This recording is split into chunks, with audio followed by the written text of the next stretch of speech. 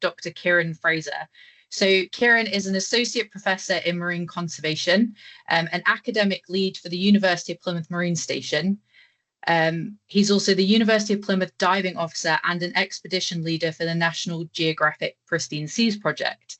He has dived for 35 years, worked for the British Antarctic Survey, and been lucky enough to have dived and explored in some of the most pristine places on the planet. So without further delay, I'll hand over to Keiron. Hi, good afternoon to everybody. I'll just share my slides. Nice to see a few of our ex-students and in fact staff at Plymouth on the Zoom. So I'm going to tell you today, this is going to be perhaps a little bit less of a science talk than you're used to, although we will talk about science later. I'm going to tell you a little bit about the sort of scientific diving program at the University of Plymouth. So those of you who are not aware, obviously Plymouth is in the southwest of the UK, and the University Marine Station is sort of tucked in at the north end of Plymouth Sound. We're sort of basically within Queen Anne Battery Marina. We've got a lot of advantage of being based here. We've got a really, really sheltered environment. The breakwater obviously helps greatly with sort of southerly and southwesterly winds. We've also got access to a really, really wide range of estuarine and fully saline habitats. So really, it's a great place to do research. So the marine station was built about 10 years ago, and it's probably one of the larger, if not the largest marine station that any university's got in the UK anymore. It was a bespoke build on a site that we already owned. It was a design which won many awards when it was first built about 10 years ago. Cost around about £5 million, probably cost nearer 10 to do now. But it's an absolutely amazing facility, and we've got a mix of offices, teaching facilities upstairs. So we've got a lecture room that will take 98 people, lab facilities downstairs, which will take about 48. As well as diving, and all of our boating facilities are hosted from here. And we've had quite a few universities, and continues to do so, come down and hire our facilities for field work and stuff over the summer. So really, really good facilities. All of our boating is based out of here. So at the top left-hand side, you can see Wave Dancer, which is our primary dive platform. On the right, you can see Falcon Spirit. This is our largest catamaran, which is primarily used for marine biology and marine science. We don't use it for diving. It's just really too big a vessel. It's not really agile enough. At the bottom left, you can see a couple of what we call pigs, so polar circle ribs. We use these for sort of general workboats and diving support. Bottom right, you can see Take the Helm, which is our 45-foot yacht, which used to get used in the past quite a lot for teaching navigation. But since we've sort of stopped running those courses about 3 or 4 years ago, it primarily gets used for student expeditions over the summer, doing and research, doing cetacean surveying all over the channel, literally from the other side up as far as Brighton, right the way down to the Isles of Scilly and across to France.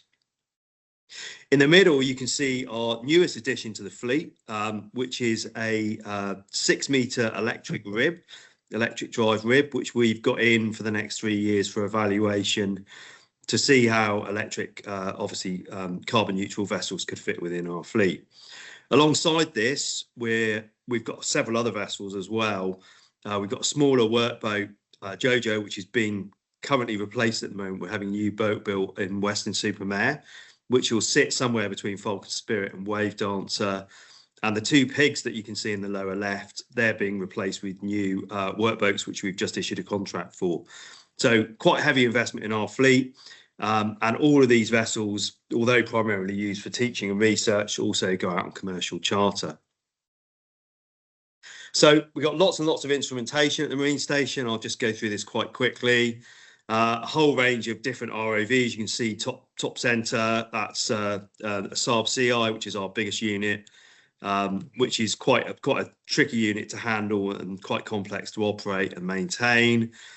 Conversely, on the right-hand side, you can just see some students undergoing teaching with one of our video ray units, which are much, much cheaper, versatile, really, really good teach units. You can see below that, you can see a CCD frame with water bottles. On the other side, on the lower photograph on the left, you can see acoustic Doppler current profiler. what we call bed frames. So these units are put on the seabed. In the hole on the top of it, on the right-hand side, usually sits an ADCP. And then just to the left of it is a buoy, which is acoustically released to allow the unit to be recovered from a boat on the surface. And these are pretty standard units in industry. And the students have the opportunity to learn how to set these up, program them, deploy them, recover them, and analyse the data. And generally at Plymouth, what we try and do is use equipment that's basically going to be the same as when the students go into industry. So when they go into industry, then they're tasked with setting up some equipment, they're able to say, yeah, I've already seen one of those, that's fine, thank you. And the very far bottom left, you can see a load of wave rider buoys. So we have a huge amount of general sort of hydrographic and scientific equipment. One of the things that you're probably aware that Plymouth has moved into in the sort of last 5 or 6 years in a big way is marine autonomy. And Plymouth is now the national centre for marine autonomy. And we have a very wide range of autonomous vessels. On the top left, you can see Red Pig. We've also got Yellow Pig. These are small autonomous survey vessels. And in fact, Yellow Pig was the first vessel that we had, which we built in-house, and really sort of kick-started our whole move to autonomy. These units are both built in-house. And the big advantage with them is actually very cheap to run. You can use them in very confined spaces, and they perform incredibly well for survey. They also require very, very little water, and we can run them into areas where there's no way we could actually put a boat. Below that on the left, you can see Jet Pig. This was an in-house build for a special project, and it's actually it's probably about 1 meter long. It's got a water jet on it, and it's designed to work within the surf zone on beaches, mapping and collecting hydrographic data on bottom type and beach slopes. And the idea is when it's fully sealed up, if it gets rolled in the surf by a wave or whatever, it just rolls straight back over with that buoyant ring on the back of it and carries on surveying. And there's significant interest from the military in these units because obviously in situations like amphibious warfare, they need to understand the beach topography, and these units would be extremely useful for mapping that. Top dead centre is Cetus. This is our largest autonomous vessel. We got this on a European grant quite a few years ago. And really all of these vessels, I sort of describe them as taxis. All they are is vessels that we can control either above or below the water, which allow us to fit whichever instrumentation we need for the job and then send them out to go and collect data. They're quite remarkable once they're running, especially when you're using them autonomously on set pathways for collecting data. They steer a much better course than a tired skipper, and they'll keep doing it all day. You don't need to keep feeding them tea and biscuits. So they're very, very efficient at collecting data. They can often operate in much smaller areas than we can put a larger boat. Directly below Cetus is Bowser, which is actually a Royal Navy vessel. We've got an MOU with the Royal Navy to help them develop and understand how autonomy, both underwater and on the surface, fits within the sort of modern Royal Navy moving forward. And on the top right, you can see some of our underwater autonomous vessels. On the right-hand side, those are 3 Seabirds. On the left is an eco-sub. But again, they're really a platform for putting instrumentation in, and whether that's the military or in most of our cases, really civilian. So, as I said, we're the National Centre for Marine Autonomy, and a big part of that and the reason that came to Plymouth was something called Smart Sound Plymouth, which is an array of telemetry which we have on the seabed outside of Plymouth, based around the L4 buoy, which is a data gathering buoy run by Plymouth Marine Labs, who we are in partnership with this project, and also Sonodyne. We've got a subsurface array of nodes on the seabed, which allow autonomous vessels to navigate to an extremely high degree, to within centimetres on specific tracks collecting data. And then also while underwater, and this is the real novelty with Smart Sound, transfer that data to bottom nodes and then transfer that information to L4, and then back onto either radio systems or mobile phone-based systems to transfer that data straight back to your desktop in the lab. So we can collect real-time underwater autonomous data and transfer it straight back to Plymouth, which is quite remarkable. And the design of this is really to help commercial companies and researchers utilize it as a test bed for collecting data. And at the moment, there's quite a few companies booked in to come and use this over the coming months. So diving. So we run an HSE Scuba training program. So HSE Scuba, HSE stands for Health and Safety Executive. And basically, it's the first introductory diving qualification on the professional diving ladder. It's certified by the UK Health and Safety Executive. And we've been running these courses at Plymouth, I think, for around about 35 years internally. We're the only UK university offering professional training in scientific diving. And nowadays, we're probably the largest provider of scientific diving training, certainly in Europe and perhaps in the world. For undergraduate students, we train 56 students a year, and we run 4 back-to-back HSE courses. Those courses nominally run in June, July, August, September, and the students do those at the end of their first year. We don't train students from the very beginning. They are expected to turn up with an introductory diving qualification. And for this course, we require them to have PADI open water or an equivalent BSAT qualification or something similar. They also need some dry suit experience, first aid at work, which is a 3-day first aid course, and a course in O2 administration.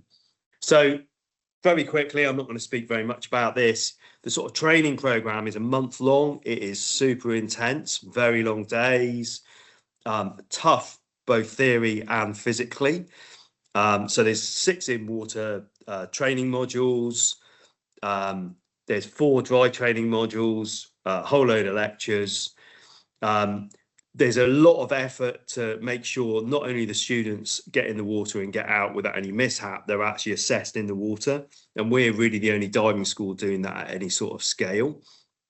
So the students that come out of Plymouth are extremely competent. And pretty much if you walk onto any scientific diving site anywhere in the UK and much further afield, there's a very, very high probability that you're going to be coming across Plymouth students. We really dominate the industry. There's a lot of exams, written exams, and the students always have a bit of a shock because the pass rate on them is 80%. Obviously, this is all critical to life information, so being able to pass at 40% is not very useful. So the requirement from the HSE is an 80% pass rate, and they have to do a 40-metre recompression chamber dive as part of their training. It's a tough course, and it is not, as we tell the students, an attendance course. And certainly over the summers, it will be fairly typical for us to fail between 5 and 10% of students. They're just not up to the standard we require to take them to the end of the HSE. Effectively, it's progressive teaching. So we teach a new skill after some basic assessment dives, and then the students are assessed on that skill. Total teaching time is around about 160 hours and about 25 dives. The students also learn a lot of other soft skills, which are really, really useful in life, like knots. We teach 14 knots and splices, how to use hand tools underwater, and some basic science skills on the HSE. And I'll come on to more advanced science skills in a minute. And they also learn things like basic chart work. So the sort of key differences, because I'm sure quite a few of you have got a recreational diving course, the key differences really between commercial and recreational is almost all the training after about 4 dives on this course is done on full face masks. Proper commercial gear with comms. It's a much, much safer system and is really required, in particular in the UK, but also in increasing numbers of countries around the world, to make diving much safer and provide the ability to pass information both to the divers and from the divers to the surface. We teach the use of lifelines. So this is where you use a piece of rope and a whole series of signals based around pulls, which is a long pull on a rope, or pairs of short tugs.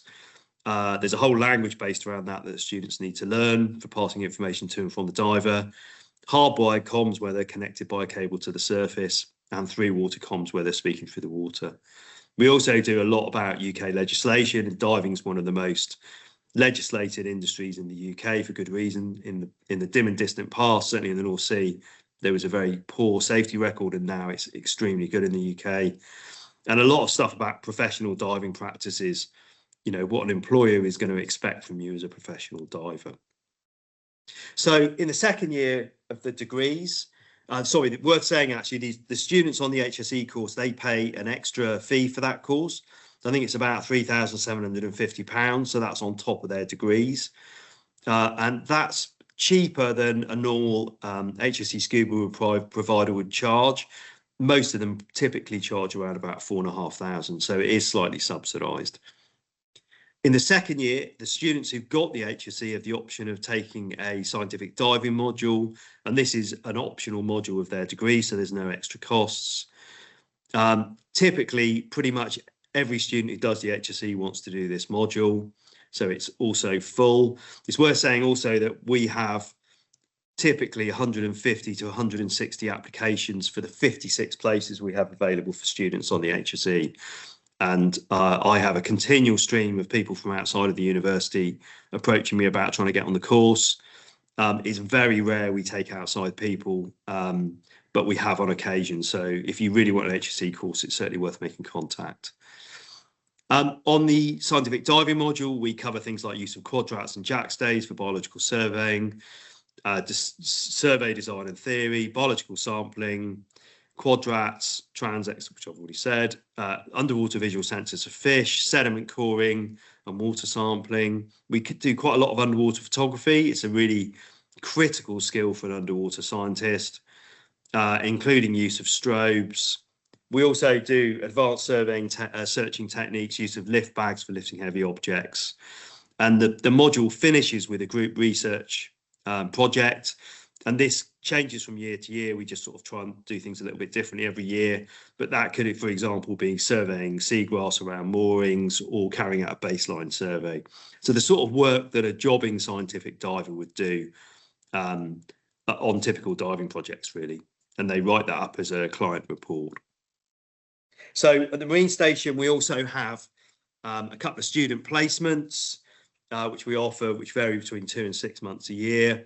We don't pay them, but we do pay for them to do a range of really good courses like REA Level 2 Powerboat, VHF radio, personal survival techniques, and professional practices and responsibilities, which means that the student can then apply for a commercial endorsement on their Powerboat Level 2 and work professionally as a skipper with that ticket.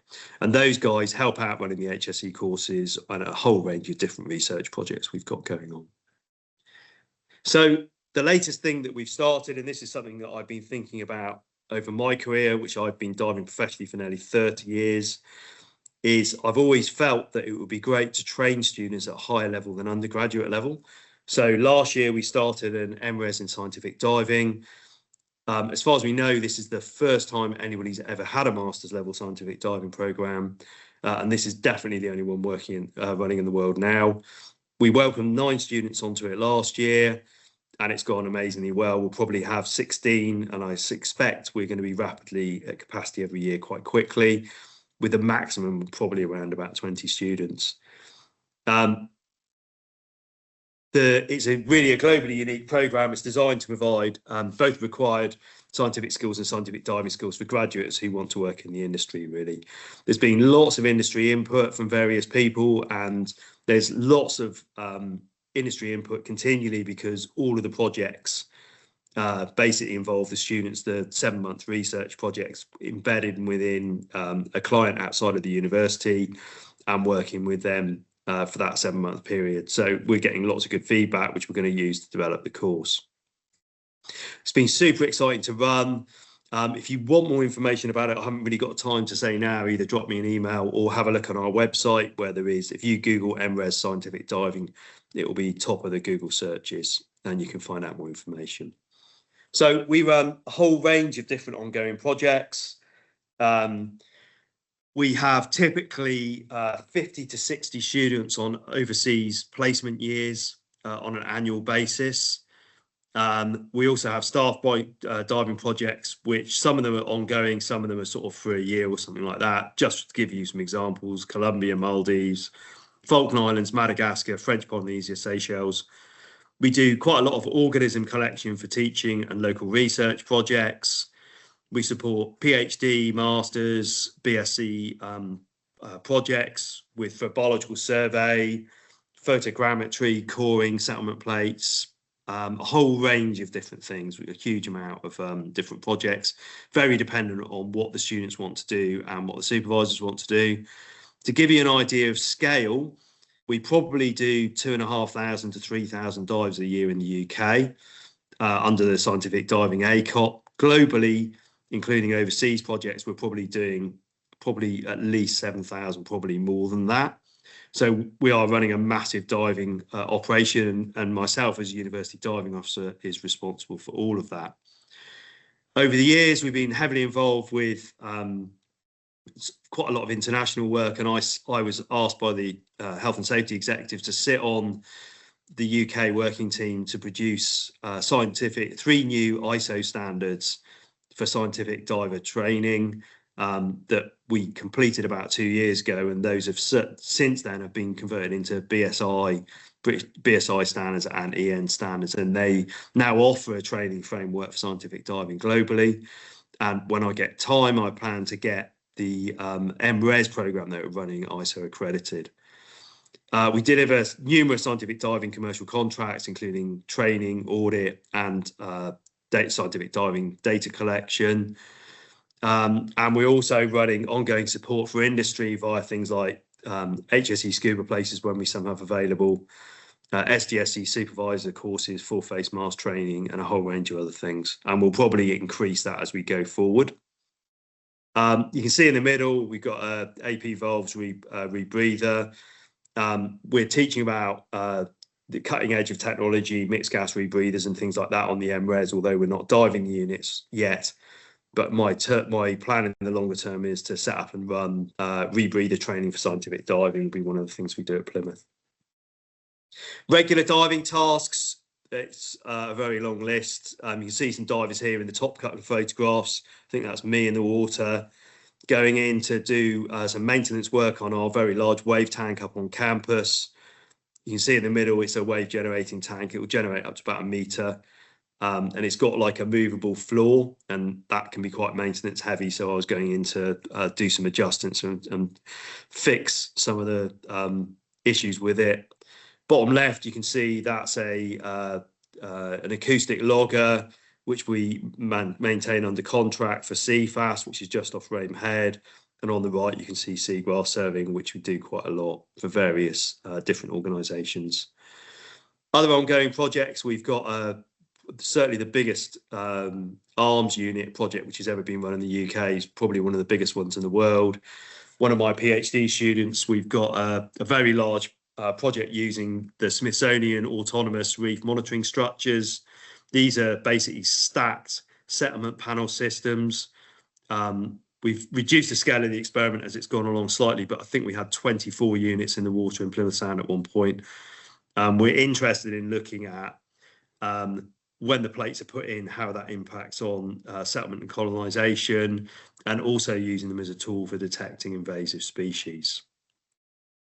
Seagrass monitoring, we've been involved with a huge number of projects over the years, including doing things like assessing the impacts of changing traditional moorings with a block and chain for eco moorings, such as this Sterling mooring here, you can see in the middle, where the floats hold the chain off the seabed and prevent the sort of scouring that you can see around moorings in the lower photograph.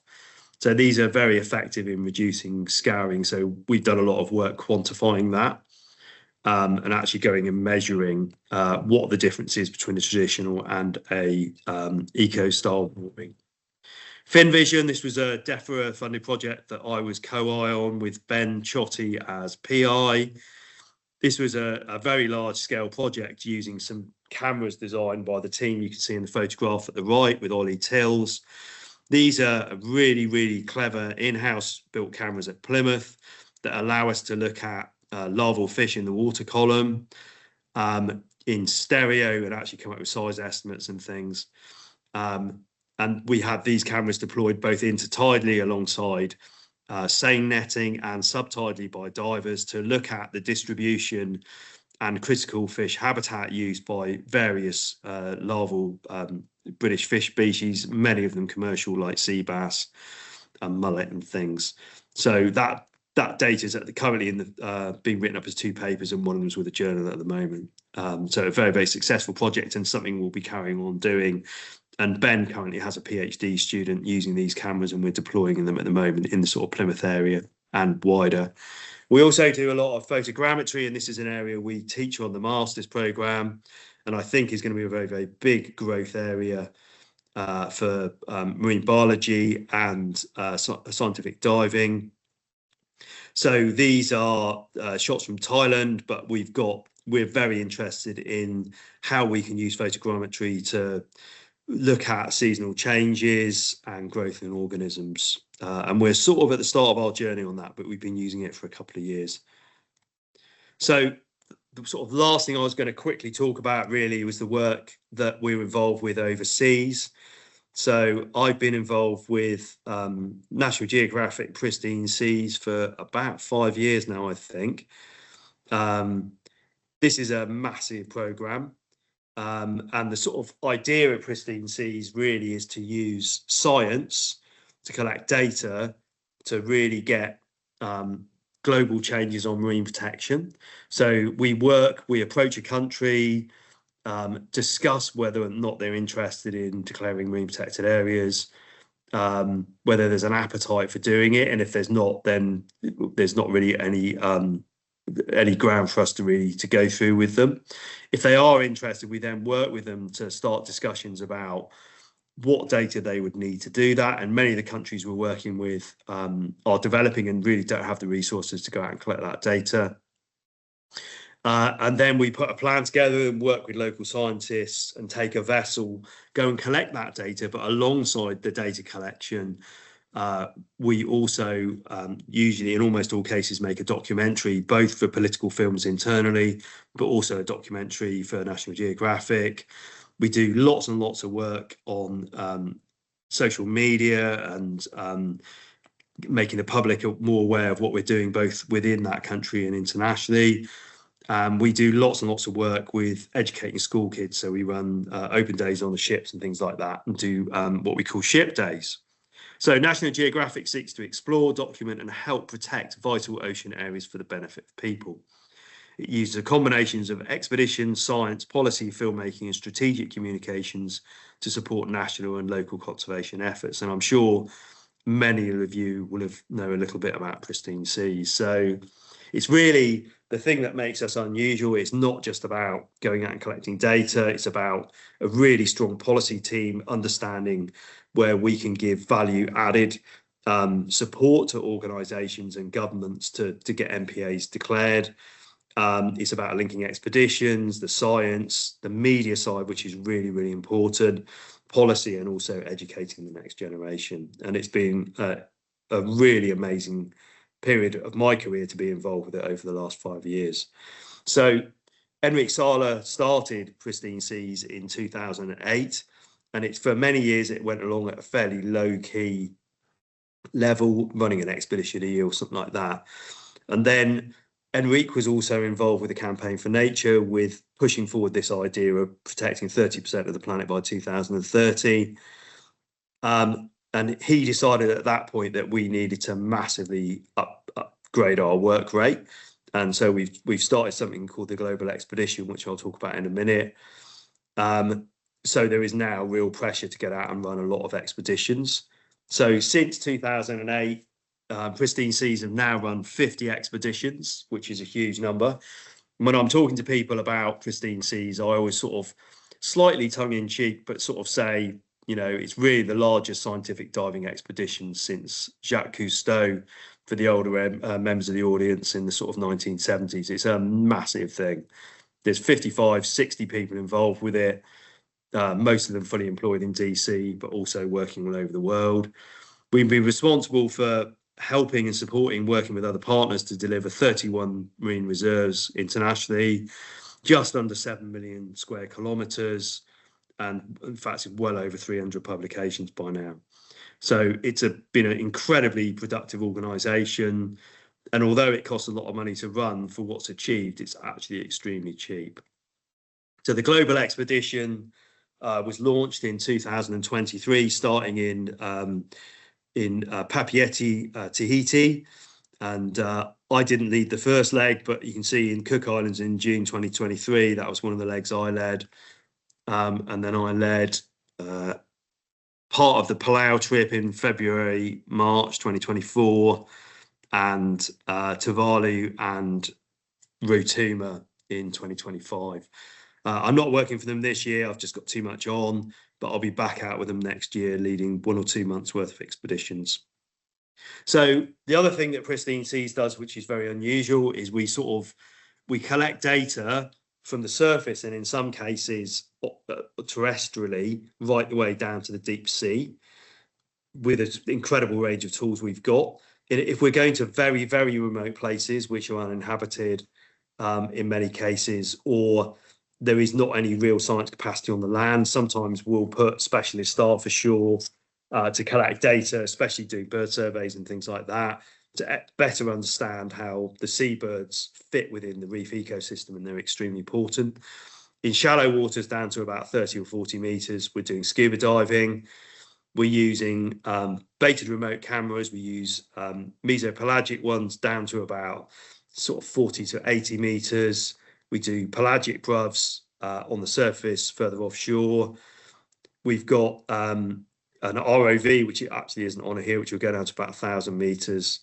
We've got a manned submersible, and the new one that we've got, Argonauta, which I think I've got a photograph in a minute, goes down to about 1,300 meters. And then we've got drop cameras, which can go down to about 6,000 meters. And the idea is we sort of pull this integrated data set together at the stations that we're visiting as far as possible. So it's a huge effort, super busy, but it's amazing.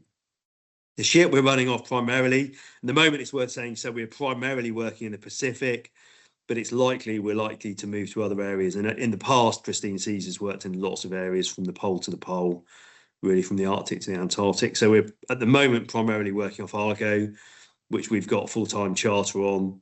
And she's a great platform specifically designed for diving and submersible operations. And my role when I go with them is expedition leader. So I'm tasked by Pristine Seas to pull an expedition together. I plan it, work out how we're going to go, work out what sort of support we've got locally with regards to things like medical issues, security, safety. And then I lead it. I fly out there and I'll spend usually a month at sea, thereabouts, leading the expedition, planning what we're doing on a day-to-day basis, acting as the interface between the ship and the expedition team, dealing with any issues, managing any emergencies. And to do that, what you need is the magic whiteboard, which you can see in the middle. So I've usually, me and the other expedition leaders have got a whole range of whiteboards that we've got daily plans that go up on expedition plans and stuff. And sometimes I'll be out meeting local fishermen, having conversations with them to get things moving. Or in this case, on the right-hand side, you can see us meeting with Feliti Tau, who's the Prime Minister of Tuvalu. That was last year. So it's a really interesting, really interesting role to have as part of my job here. And I do this as a consultant on behalf of Plymouth. And I've done this sort of work over the years for a long time. But Pristine Seas has probably been the largest and the most regular one that I've been involved with. So we're running lots of kit. You can see here 2 different recompression chambers.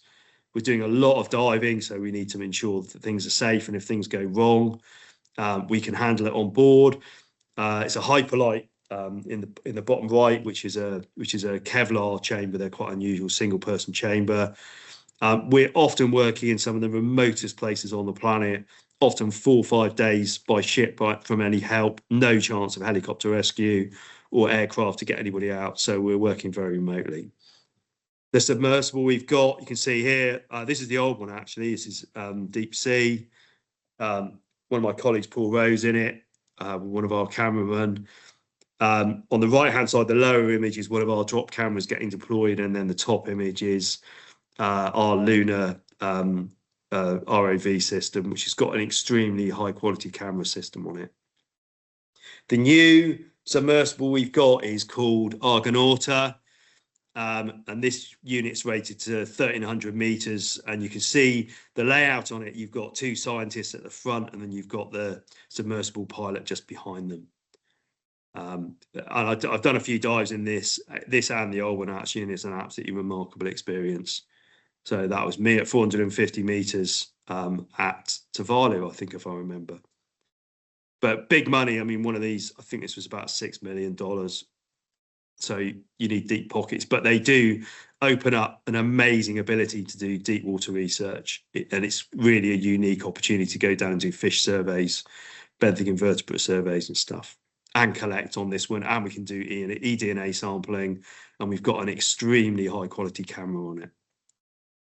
So I do, although I'm stuck on the ship a lot of the time, making sure everything else is working and happening, I do go out now and again. This was at Tongariro in the Cook Islands, and I'm just heading out with Rui, one of the local fishermen, Jess Cramp, who took the photograph, to go out and tag sharks late one evening at dusk. An absolutely incredible place.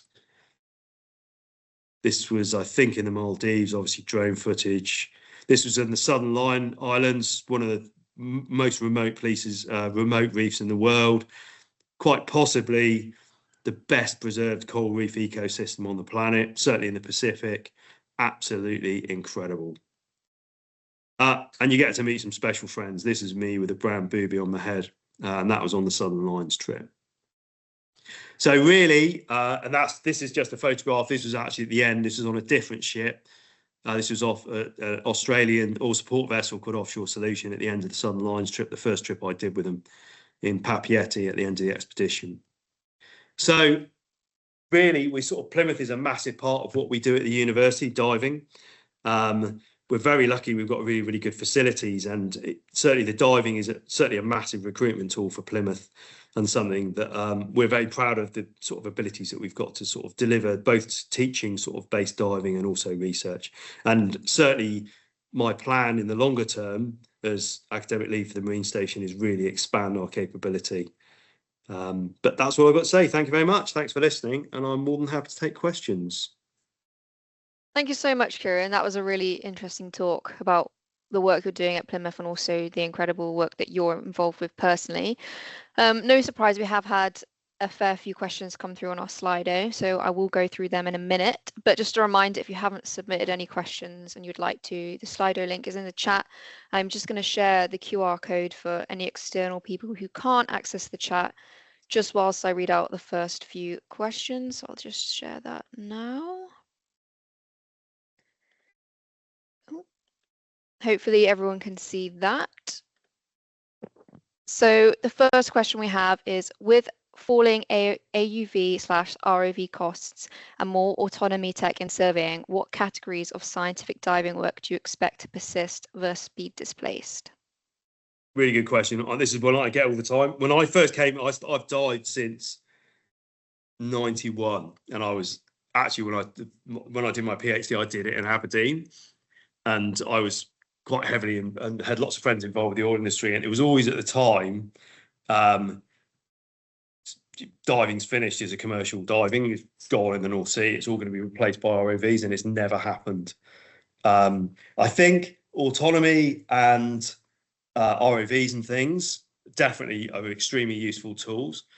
Do I think they'll completely erase diving? Absolutely not. They're just, a diver can do things that a piece of kit like an ROV, even though ROVs have been around since the 60s now, they still can't replace divers in certain circumstances.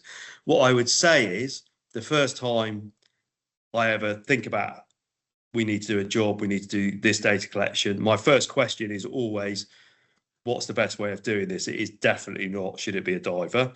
So that really, and I would strongly urge everybody to think like that, is don't just think the best thing to put somebody in the water is to put somebody in the water. Is absolutely not. Back when I started, people used to do loads of surveying of seagrass by diving. It's ridiculous, absolutely terrible way of doing it. One, it's just really not very accurate. You can't cover big distances. It's much better being done with ROVs or done autonomously, ideally. And you can map at a much better scale and not miss seagrass. So I think there'll always be a place, but it's and AUVs and ROVs will just become additional tools in the toolbox. And certain things we'll be able to do, and I'm involved with AUVs a bit at the moment, we'll be able to do that we absolutely physically impossible to do with diving. You just can't do. Okay, thank you. That kind of leads nicely into the next question, which is how do you decide when scientific diving is the most appropriate survey method rather than using remote technology? Yeah, I mean, I've sort of answered a lot of that, but I mean, I think the first thing, the question you need to ask yourself is it best to do this without divers? And that comes across in a whole range of different ways. So that can be because it's more efficient not to do it with divers. If you're diving in the UK and you're diving under the Health and Safety at Work framework, which is what we work under, minimum dive team is 4 divers and a vessel with a skipper. So you're talking about an awful lot of money.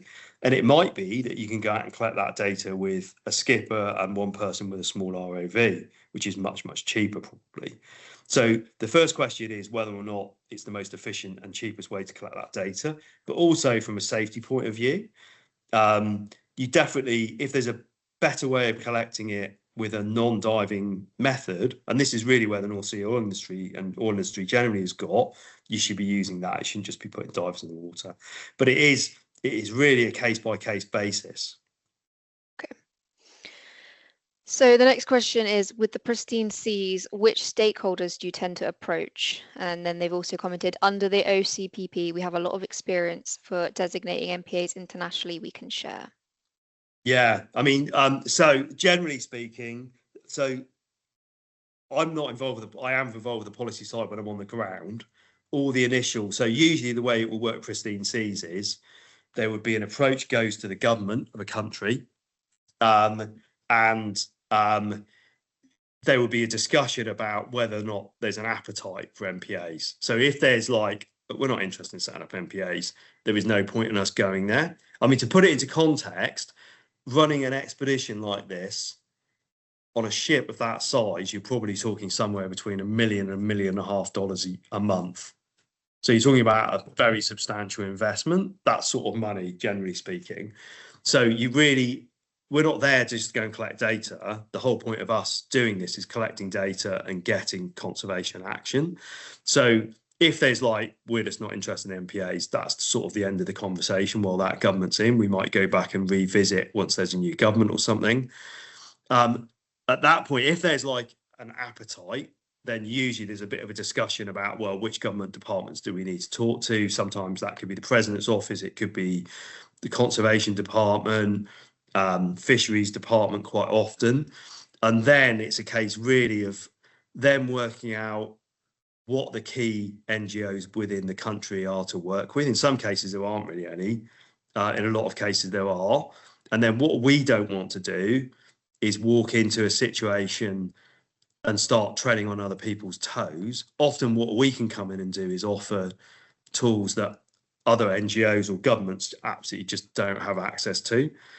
You know, things like the submersible, drop cameras, even BRUVs in many cases. So it's a case of really working out where we fit and we can really have the most impact in supporting what's already going on there. Okay, thank you.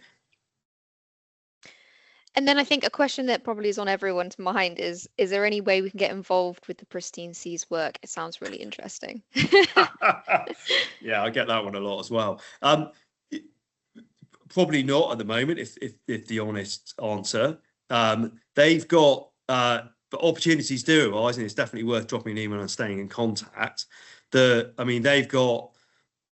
got, I think there's about 55 people on the books, something like that. And some of us, so I work as a contractor, because I like my job at the university. I don't necessarily want to be traveling all the time, but there's a few contractors. So there's sort of across the team, there's like a load of specializations. And I would say that everybody I work with is like top of their game on their jobs. Really, they've got the ability. I mean, National Geographic is such a phenomenal brand. And Pristine Seas is so well known, and what Enrique's done since 2008 so well known, that they get to cherry pick really. And I was invited to get involved by Paul Rose, who's the TV presenter. You might have seen him on TV. He's a friend of mine from my days at British Antarctic Survey. And Paul phoned me up and said, we could do with your help. And I've got quite I've got I'm quite well known in the diving industry for what I do, but there is this sort of like opportunity. There's the expedition team, there's the science team, there's a media team, there's a education team. So there's lots of different bits, but it's not the easiest thing to get involved with. But there's other people doing this sort of work, Wait and people like that. So I do on the masters, I do a lecture or two on expedition leadership, how to get involved with it. And it's a case of having the skills that somebody really wants. If you're like, oh, well, I'm a diver, I'll be really good, then you're going to have no chance. You need to be bringing something really to the table. Okay. It's tough, but it's possible. Don't give up, is what I'd say. That is good to know. And then what is the value gained from the MRes over the module that students pay for as part of the bachelor's? Right. So it's a really good question. So the big advantage we get with the masters is that at the back of my mind was always everything's very rushed at undergraduate level. Obviously, the students we're taking in marine biology, marine science, environmental science, so they've got a lot of other teaching. The masters has really given us the opportunity to really focus for 12 months on scientific diving, but also like core science skills, things like experimental design, advanced statistics, to a much higher level than we can do at undergraduate level. So a lot of those core skills that you would normally get with a master's, whether it's marine conservation or fishery science or whatever, you also get on the diving masters. You're not just getting taken in the water and taught to dive. One of the things that I wanted to do with it was also to do a major research project. So the students are doing like about 7-month research projects with the MRes structure. And we've got a highly successful marine conservation degree, which one of my colleagues who also teaches on my MRes teaches on Abbey. And one of the things that they did on that was you do a project which is embedded with an outside partner, with an internal advisor within a university advisor. And I've shamelessly ripped that model off and gone out and reached out to a huge number of organisations around the world, because I know a lot of people. Obviously, I've been around for a long time. And I set up 45 projects for the students last year. And we only ended up with 9 students. I went a bit mad on projects, but we had some absolutely incredible projects. But all of those project partners I asked to come up with ideas which were solving real world problems, and also to aim at publication. So basically not just to do a master's project, but also aim at a publishable product. So and at the moment that's going really well. Students are about halfway through their projects at the moment, and there's already quite a few I think are going to get papers out of it. So it just really gives us the opportunity to spend a lot of time with the students, get them involved with a lot more detailed in water work. So they spend roughly, it's about 4 to 5 months based out of Plymouth before they go off on their project. So it's much longer than we get with the undergrads. Okay, thank you. No, that sounds amazing. That's like a great opportunity that you're creating for a lot of students on that course. Then I have a question here that just said, how do you get into diving yourself? Have you always had a marine background?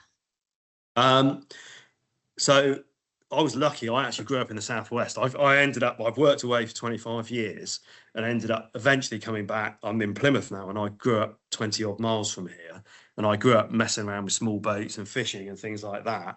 But nobody from my family even went to university. So I quite unusual. Most of my family ran businesses and were builders and things. So I went to university, and my background was actually mountaineering and climbing, which is a thing when I was younger that I did.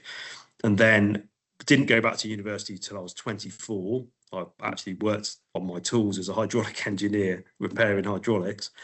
And then learned at Bangor. So I did my first degree in North Wales at Bangor, learned at university through the British Sub-Aqua Club system, then went to do my PhD in Aberdeen. And while I was there, I was qualified as an instructor. So I came from the recreational diving route.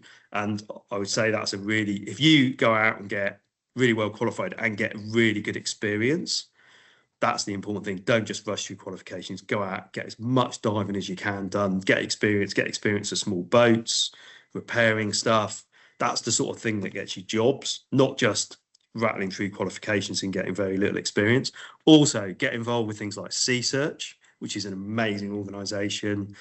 I got involved with loads of biological surveying in the early days when I was doing before I became a scientist. So it's a case of really going out and getting a broad range of experience. But definitely, yeah, Rachel just put up diving, get in the water. I was doing 200 dives a year at different times. So you just got to get out there, get experience, get a camera, learn how to use a camera, learn stuff. People employ you because you know stuff. They don't employ you because you know, they like you. You got to know stuff, and that means getting in the water. Yeah. So yeah, recreational diving is a great background. Personally, I would say if you learn in the UK, you can dive anywhere. And like with a local BSAC club or something like that, it's a really good way to learn and get involved with driving boats and all the other soft skills. Thank you. No, that's really good advice, because I think there's a lot of people that do recreational diving at JNCC, or at least people who would want to get into that for sure. What do you think are the biggest limitations of scientific diving as a research tool? Interestingly, just very quickly as an aside, JNCC used to have a dive team many years ago, and I knew a few people who dived for it a long time ago. I think scientific diving is a really interesting position. So threats to it, the fact that universities can be very risk averse, and they worry about diving, and organisations worry about diving. Funnily enough, I carry a lot of responsibility on scientific diving at the university, and it doesn't really keep me awake at night, because we've got an extremely experienced team and we've got very, very good systems in place for managing it. So it is perfectly possible to run scientific diving programs safely. It's not cheap, but it brings massive benefits to the university and probably pays for itself in the amount of extra students it brings to Plymouth. Opportunities, I definitely think going forward, where we are with recreational technical diving, I think it's ripe for really transferring across to scientific diving. And there's various complications without using mixed gas rebreathers and things like that.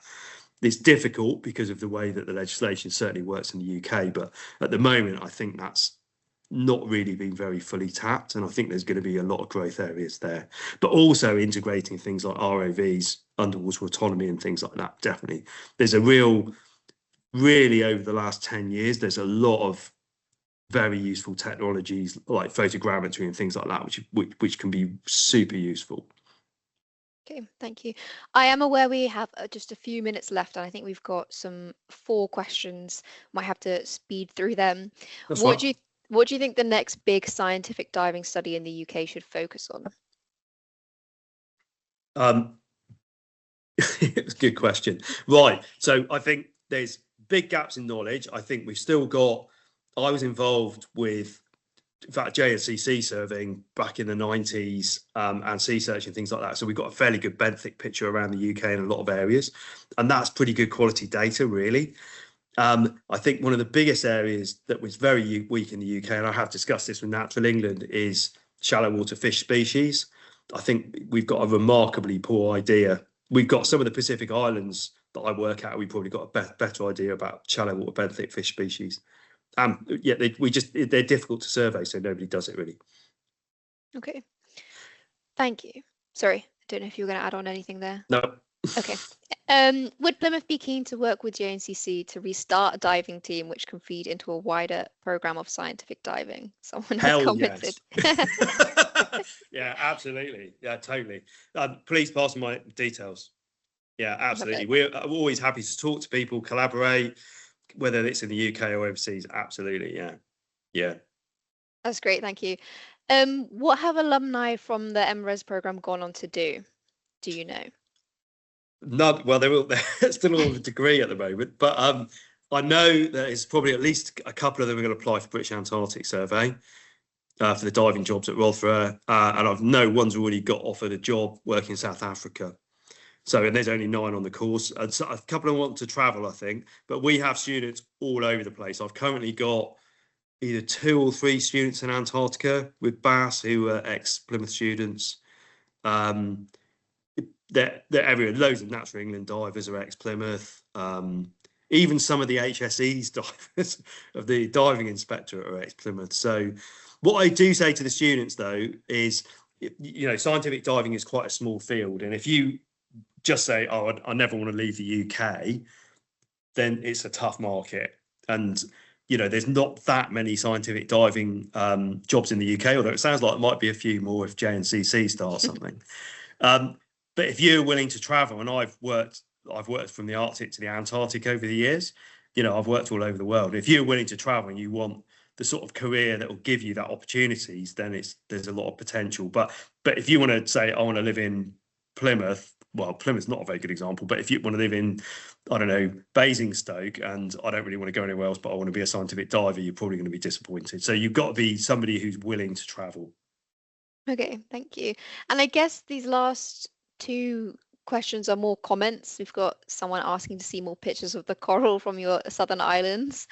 And we also drop me an email. I can share. Yes. I can share some stuff, definitely. Amazing, thank you. And we've also had someone comment, with Pristine Seas, have you made links with Christian Roots at St Andrews, who also has National Geographic program Living Pathways? No, I haven't. No, Is I that don't you, know James? him actually. That was me. It's a piece of work that Christian has just started up. It's just been launched at Davos, and it's another National Geographic program, but it's also looking at migratory species and trying to look at where species are going. So terrestrial marine link up, I thought very strongly when you were talking about the Pristine Seas program. So I'd suggest it would be worth considering getting in touch with him. Yeah, sorry, what was his second name, James? Roots, R-U-T-Z. R-U-T-Z. I'll have a look at that. National Geographic's quite a funny structure, because he's probably a Nat Geo explorer, which sits within the society, and Pristine Seas is like, it's their biggest project, but it's sort of like a completely separate thing. I've just seen a message from Keiron Webb. That's a bit of a blast from the past. The other thing, thanks, James. Yeah, I'll have a look. St Andrews. Yeah. So the other thing I will quickly say, for the benefit of those who are newer to the organisation, is yes, we did used to have a dive programme. It got stopped for a variety of reasons, cost not least of them. I used to have that within one of my budgets. So if people do want to know more, come back to me. But it was actually quite a big decision to stop it. Yeah, thanks, James. Thank you, James. That's really, really helpful. And thank you, Keiron, as well. That is the last of the questions. Thank you so much for taking your time to talk to everyone this lunchtime. I think you were living everyone's dreams with all the places that you've been and seen. But yeah, that's amazing. Thank you so much. Yeah, thanks, Beth. And if you want to put anybody in touch with me about anything, that's absolutely fine. You got my email address. Lovely. Wicked. Nice to meet everybody. Nice to see a load of ex-Plymouth students as well working for JNCC. Great. Thank you.